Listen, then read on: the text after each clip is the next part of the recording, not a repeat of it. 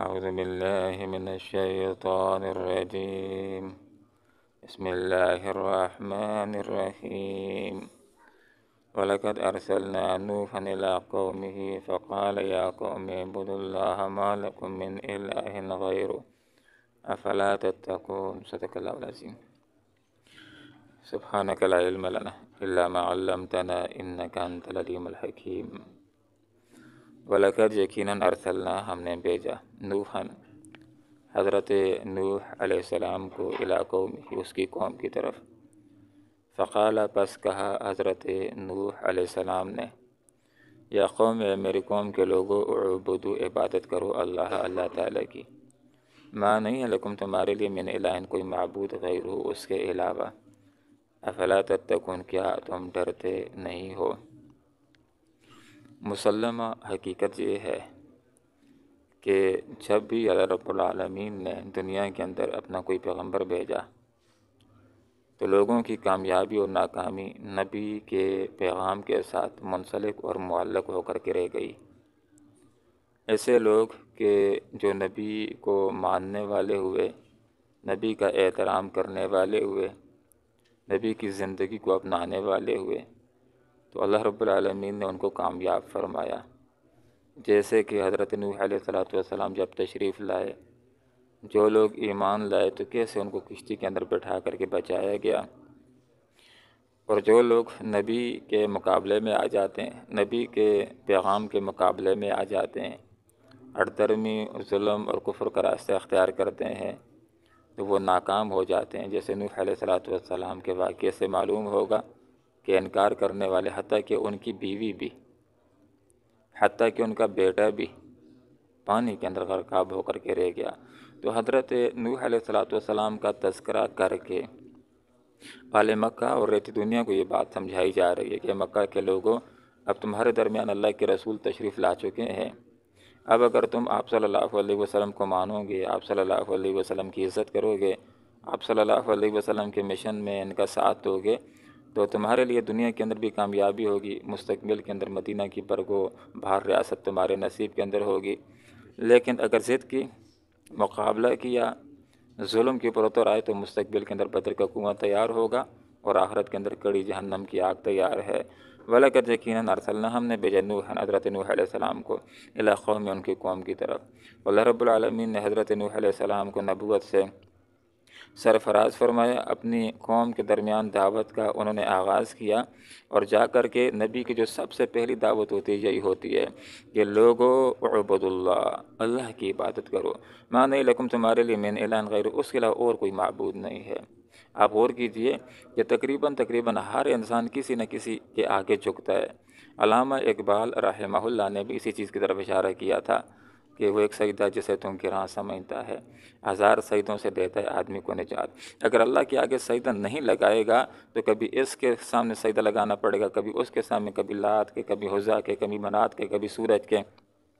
اور کبھی کسی ایک انسان کے، کبھی دوسرے انسان کے. تو ایک سجدہ باقی تمام سجدوں سے انسان کو مستغنی کر دیتا ہے، اور وہ سجدہ ہے اللہ رب العالمین کی طرف سجدہ کرنا، اللہ کی طرف جھک جانا. تو دل کے اندر ایک احتیاج پڑی ہوئی ہے، انسان محتاج ہے، اپنی حاجات کے لیے کسی نہ کسی طرف یہ جھکے گا. اگر اللہ کی طرف نہیں جھکا تو یہ کسی اور کی طرف جھک جائے گا. تو حضرت نوح علیہ السلام کی قوم شرک کے اندر مبتلا تھی. 5 طرح کے بت تھے. جس طرح کفار مکہ نے بیت اللہ کے اندر 360 بت رکھے ہوئے تھے، اس طرح نوح علیہ السلام کی قوم کے لوگوں کے 5 بت تھے. یعوث بھی تھا، یعوق بھی تھا، ود بھی تھا، سواع بھی تھا، نصر بھی تھا. یہ 5 ان کے بت تھے، ان کی وہ بندگی کیا کرتے تھے. تو حضرت نوح علیہ السلام نے لوگوں کو مسئلہ سمجھایا کہ جس کی بندگی کر رہے ہو، یہ تمہارے جو بت ہیں یہ معبود برحق نہیں ہے. معبود برحق اگر کوئی ہے تو وہ اللہ رب العالمین ہے، جس نے تم کو پیدا کیا، جس نے پوری کائنات کو پیدا کیا. عبد یا عبدو، یہ 3 مطلب ذہن میں ہونا بہت ضروری ہے، اس لیے کہ یہ ہمارے مقصد زندگی میں سے ہے. ہمارا مقصد زندگی اللہ کی بندگی ہے. وما خلقت الجن والانس الا لیعبدون، میں نے جنوں اور انسانوں کو پیدا نہیں کیا مگر اپنی بندگی کے لیے. تو عبادت کے تقاضوں کو حقیقت کے اندر پورا کرنے والا وہی انسان ہے جس کو عبادت کا مطلب تو پتہ ہو، عبادت کا مفہوم تو پتہ ہو. تو عبادت کے مفہوم کے اندر 3 باتیں شامل ہوتی ہیں. پہلی بات پوجا و پاٹ ہوتی ہے، دوسری بات بندگی و غلامی ہوتی ہے، تیسری بات اطاعت و فرمانبرداری ہوتی ہے. تو ہم نے صرف اللہ ہی کی پوجا و پاٹ کرنی ہے۔ اللہ ہی کی پوجا و پاٹ سے مراد یہ ہوتی ہے کہ اگر جس کے نام کی نظر و نیاز دینی ہے تو صرف اللہ کے، کسی کے آگے جھکنا ہے تو محض اللہ کے آگے، کسی کے آگے رکوع و سجود کرنا ہے تو محض اللہ کے آگے، کسی کو دل و دماغ کے اندر بڑا جاننا ہے تو محض اللہ رب العالمین کو، کسی کے آگے اپنے ہاتھوں کو پھیلانا ہے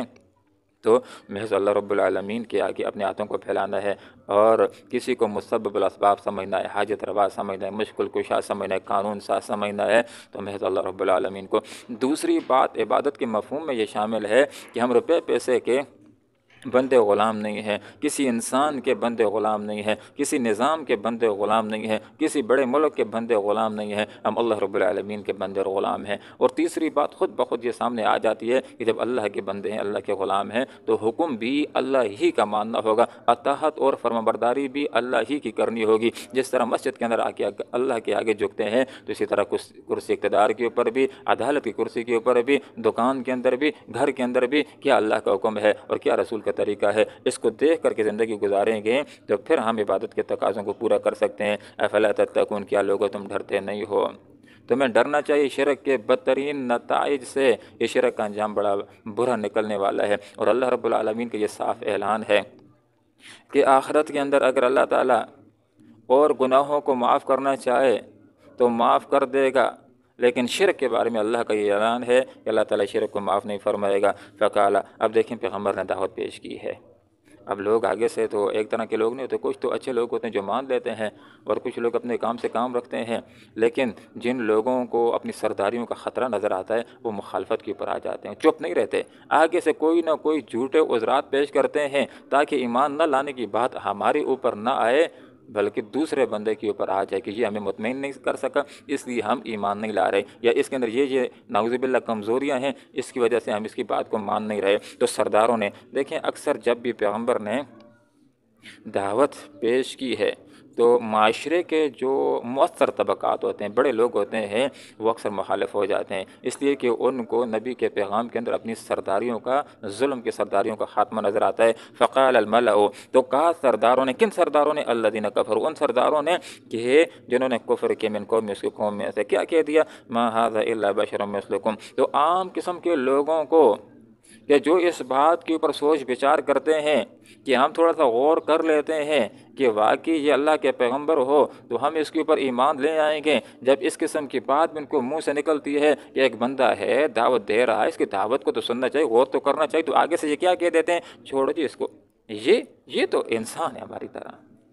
یہ تو ہماری طرح انسان ہے، اس کے اندر خصوصیت ہی کیا ہے کہ اس کو پیغمبری کا عہدہ دے دیا گیا ہے، جس طرح تم انسان ہو اسی طرح یہ بھی ہے کہ انسان ہے۔ گویا کہ ان کے ذہن کے اندر یہ بات ہے کہ پیغمبر کوئی مافوق الانسان چیز ہو کہ جس کو دیکھ کر کے ہم مرغوب اور مرعوب ہو جائیں اور ایمان لے آئیں، تو یہ بات سمجھائی گئی دوسرے مقامات کے اوپر کہ ہمیشہ اللہ تعالیٰ نے انسانوں میں سے انبیاء بھیجے ہیں، اور جس کو بھی نبی بنایا ہے بشر کو نبی بنایا ہے، اور انسانوں میں سے بھی مردوں کو اللہ تعالیٰ نے نبی بنا کر کے بھیجا ہے، انسان انسانوں کے لیے نمونہ ہو سکتے ہیں۔ یرید ان یتفضل علیکم، اب دیکھیں عام لوگوں کو، ان ظالم سرداروں نے عام لوگوں کو نبی سے متنفر کرنے کے لیے دوسرا شوشہ یہ چھوڑا کہ یہ دعوی نبوت کر کے تم سے سرداری چاہتا ہے، یرید چاہتے ہیں یتفضل علیکم کہ تمہارے اوپر بڑا بن جائے۔ دیکھیں یہ بالکل اسی طرح بات ہے جس طرح آج کل کے دور کے اندر علماء جس وقت آتے ہیں میدان کے اندر کہ اللہ کا نظام غالب ہونا چاہیے، تو عام لوگ کیا فتویٰ لگا لیتے ہیں کہ ان کو اسلام نہیں، اسلام آباد چاہیے۔ بالکل یہی بات، ہر دور کے جو خراب لوگ ہوتے ہیں ان کا وتیرہ ایک ہی طرح کا ہوتا ہے، تو ان لوگوں نے بھی نبی سے لوگوں کو متنفر کرنے کے لیے، جس طرح علماء سے لوگوں کو متنفر کرنے کے لیے کہ ان کو کوئی ووٹ نہ دے دے، کبھی کہتے ہیں کہ یہ اکٹھے ہوتے تو ہم ان کو ووٹ دیتے تھے، کبھی کیا کہہ دیتے ہیں، کبھی کیا کہہ دیتے ہیں۔ ہر دور کے اندر ایسا ہوتا ہے کہ عام لوگ کہ جو دین کی طرف راجع ہونا چاہتے ہیں، مڑنا چاہتے ہیں، تو ظالم ان کو کوئی نہ کوئی باتیں دے کر، لالچیں دے کر، ڈراوے دے کر، یا کوئی اور بیانیاں چھوڑ کر کے ان کو اچھے لوگوں سے دوسری طرف وہ کرنے کی کوشش کرتے ہیں۔ تو یہاں پر بھی کہ عام لوگ نبی کی طرف متوجہ ہو کر کے ایمان نہ لے آئیں، کیا کہنا شروع کر دیا؟ یریدو، یہ نوح علیہ السلام تو یتفضل علیکم، تمہارے اوپر بڑا بننا چاہتے ہیں، اس کا اور کوئی مقصد نہیں ہے۔ یہ ویسے بات ہے کہ تم ایمان لے آؤ گے تو جہنم سے بچ جاؤ گے، جنت پہ چلے جاؤ گے، یہ نعوذ باللہ ویسے باتیں، یہ تو اپنے آپ کو بڑا بنانا چاہتا ہے۔ ولو شاء، اب عام لوگوں کو مزید مطمئن کرتے ہیں نبی سے دور کرنے کے لیے۔ ولو شاء اللہ لانزل الملائکہ، اگر اللہ تعالیٰ نے اپنی عبادت کروانی ہی ہوتی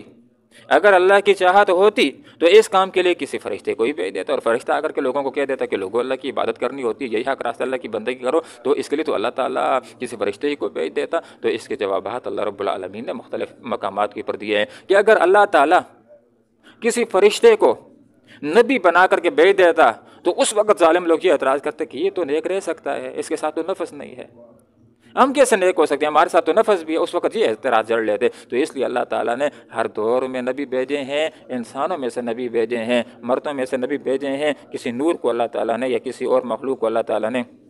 نبی نہیں بنایا ہے۔ ما سمعنا بہذا فی آبائنا الاولین۔ اب لوگوں نے ایک اور بات کہہ دی کہ ہم نے اس بات کو اپنے آبا و اجداد سے پہلے نہیں سنا، یہ تو بڑی اچھمبی بات ہے، ہم نے تو کبھی نہیں سنا کہ کوئی انسان نبی بن کر کے آیا ہو، یہ تو بڑی اچھی بات کرتے ہیں، ہم نے تو ایسی توحید کی بات پہلے کبھی نہیں سنی۔ تو اس طرح مختلف باتیں کہہ کر کے لوگوں کو نبی سے متنفر کرنے کی کوشش کی۔ ان ہوا الا رجل بہ جن۔ اب دیکھیں نبی کے حوالے سے ایک اور بات کہہ دی، جس طرح عام آج کل یہ بات کہہ دیتے ہیں نا کہ یہ عام قسم کے لوگ ہیں یا علماء ہیں، ان کو دنیا کا کچھ پتہ نہیں ہے، یہ نظام کو نہیں چلا سکتے۔ اب دیکھیں نبی کے حوالے سے کیا کہہ دیا، نعوذ باللہ یہ دیوانہ ہے، اس حد تک ظالم جا سکتے ہیں۔ تو کہہ دیا، کیا کہہ دیا، ان ہوا الا رجل، نبی سے لوگوں کو متنفر کرنے کے لیے کہ ان کے راستے کو کوئی اختیار نہ کر دے۔ ان ظالم سرداروں نے، کون کہہ رہے ہیں، الملأ کہہ رہے ہیں، یہ بات یاد رکھیے، کہ جن کو اپنی سرداری میں خطرہ نظر آتا ہے کہ اس کے پیچھے لوگ چلے گئے تو ہمیں پھر کون ساتھ دے گا، ہمیں کون ووٹ دے گا، ہمارے ساتھ کون ہوگا، تو یہ ہر دور کے اپنے اپنے سرداران ہوتے ہیں۔ تو کیا کہتے ہیں، نبی سے متنفر کرنے کے لیے نعوذ باللہ نبی کے اوپر پاگل ہونے کا فتویٰ لگا دیا۔ ان ہوا نہیں ہے یہ الا رجل، مگر ایک ایسا آدمی بھی جن جس کو جنون ہو گیا ہے، جو نعوذ باللہ دیوانہ ہو گیا ہے، مجنون ہو گیا ہے، مجنون ہو گیا ہے۔ فتربصوا به، بس اس کا انتظار کرو، حتی حین، ایک وقت تک۔ جس طرح ہم کہتے ہیں نا کہ ایک آدمی کو کسی کام کا شوق چڑھ جاتا ہے تو ہفتہ کرتا چھوڑ دیتا ہے، 2 ہفتہ کرتا چھوڑ دیتا ہے، تو عام لوگوں سے اس طرح کہہ رہے ہیں کہ یہ جو دین کی دعوت دینے کا نعوذ باللہ اس کو کوئی شوق چڑھ گیا، ہفتے بعد ختم ہو جائے گا، اب اس کو چھوڑ دو۔ حال یہ ہے کہ نبی تو کسی شوق کے پیچھے کام کرنے والا یا کسی معمولی جذبے کے پیچھے کام کرنے والا، وہ تو ایک مقصد لے کر کے چلتا ہے، لوگوں کو جہنم سے بچاتا ہے، جنت کے راستے کی طرف، اللہ کی بندگی کی طرف پکارتا ہے۔ اور آخری آیت کے اوپر میں بات کر کے اپنی بات ختم کرتا ہوں۔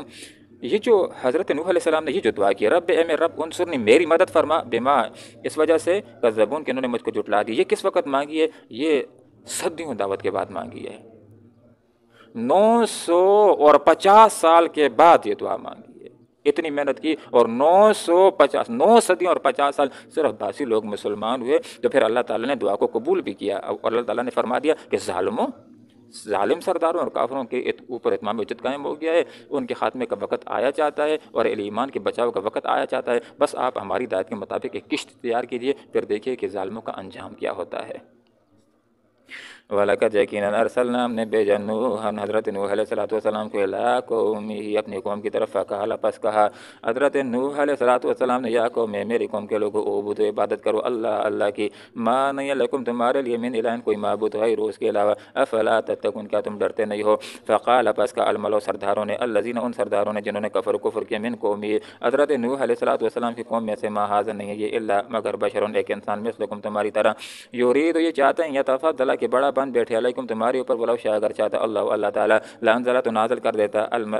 ملائکتاً، کسی فرشتے کو نبی بنا کر، ما سمعنا، ہم نے نہیں سنا، بہذا، اس بات، اس توحید کی بات کو، فی آبائنا الاولین،